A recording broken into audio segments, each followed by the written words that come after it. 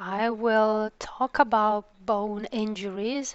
First of all, let me thank Prof. Lanari and Mrs. Gennari for their invitation. Let's focus on the topic. So, incidents on fractures. We only have American data basically, and they tell us that a group of patients under 12, 80% of all abuse-related fractures were found in patients under 18 months of age. 85% of accidental fractures in patients over 5 were accidental. So the abuse-related fractures are much more frequent in toddlers and babies. And femoral fractures account for 29% in mistreated and abused children. In Italy, this phenomenon is underestimated, and of course, there is a lack of data, unfortunately. As for fractures that we find in the emergency room, and I work in the emergency room in the orthopedics unit. So when we find that there is a fracture, we have to understand age of the child, the type and the location of the fracture dating, and listening to how the trauma happened, if possible. So the fact that there are multiple fractures with different dating and so on, this is related to a risk of abuse.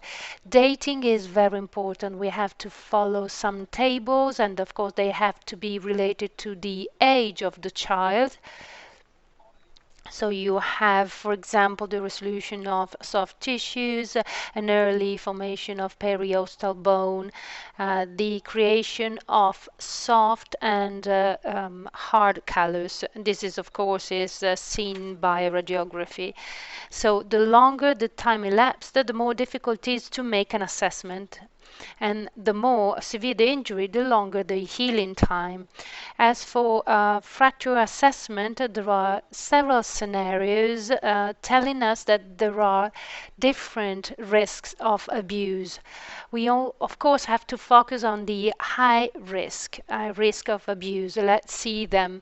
So, high suspicious fractures are the metaphyseal fractures, rib fractures, scapular, sternal fractures, and the metaphyseal are the one that are at risk of abuse, and they are caused by rotation and a pulling force when the baby is pulled, and there is also a rotation. You have differential diagnosis. You can heal them without periostal apposition, so they are hard to find after 2 months with the traditional radio images. This is a corner fracture because it's in the corner close to the end of the bone before the cartilage of bone growth. These are some examples of metaphyseal fractures, high risk of abuse, and in particular with the 3-month babies. I would like to present some examples, some cases, so that we can focus on the different types of fractures. This is a little girl, 3 years old, with a swollen elbow. The mother took her to the emergency room saying that she fell off a few days before, and there was at least a callus of 3 weeks, and then the skeletal monitoring was negative, and in the end her mother admitted that the baby fell off 3 weeks ago, and so this is to stress the importance of dating fracture, while the moderate suspicious fractures concern vertebral bodies, skull, epiphyseal detachment, fingers, and then the vertebral body fractures are less frequent, 50% in kids under 1 year of age. They are usually caused by hyperextension or hyperflexion mechanisms due to intense shaking. It's like what happened with the shaken babies, so the vertebral part of the shaken babies. And then you have skull fractures. They can be linear and simple. They can be caused by small or minor trauma, so they are less risky compared to the abuse situation. While the parietal and occipital region and the depressed, they are usually related to the risk of abuse. And if there are several fractures, then of course the suspicion is really high.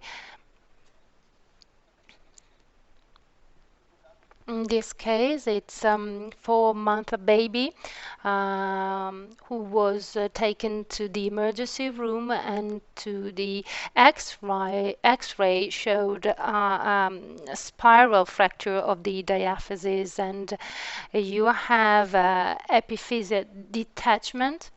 So you see that injuries concerning the bone growth cartilage, they are usually caused by rotation and pulling. The diagnosis system is usually X-ray for younger babies. In older children, you can also use CT. You see finger fractures that could be crushing or as a defense act. So this was the end of the list of different fractures. Now I would like to follow on the radiological follow-up. It's important to discuss the results, the outcomes with radiologists, because sometimes the fractures cannot be easily visible. So it's important to talk about the situation with the pediatricians as well. The differential diagnosis in this case is a 3-month baby. Positive X-ray, and it is highly suspicious fracture because the baby is under 2. Uh, but in this case, the patient was affected by osteopenia during blood taking sample. So as a take-home message, the radiologic recommendation is to evaluate the type and localization of the fracture, but in particular to analyze the segment for patients under 2, because they usually have a hard time in telling us where is the pain located and so on.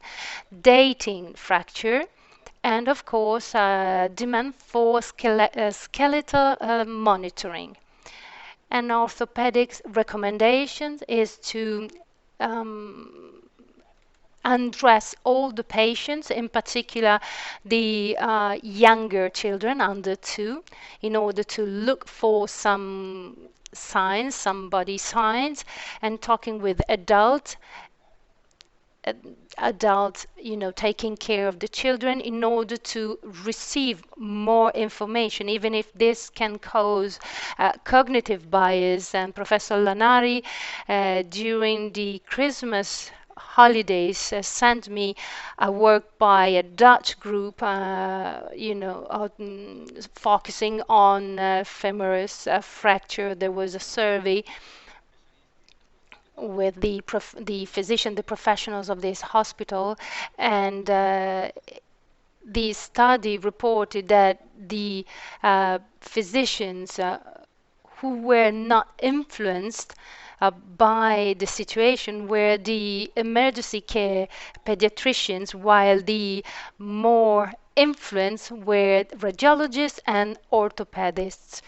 It's the stereotype Mrs. Saulini and Leonelli were talking about before, and then taking notes of the story of what happened in order to include it in the hospital charge. And of course, abuse, if you don't want to see it, then you won't see it.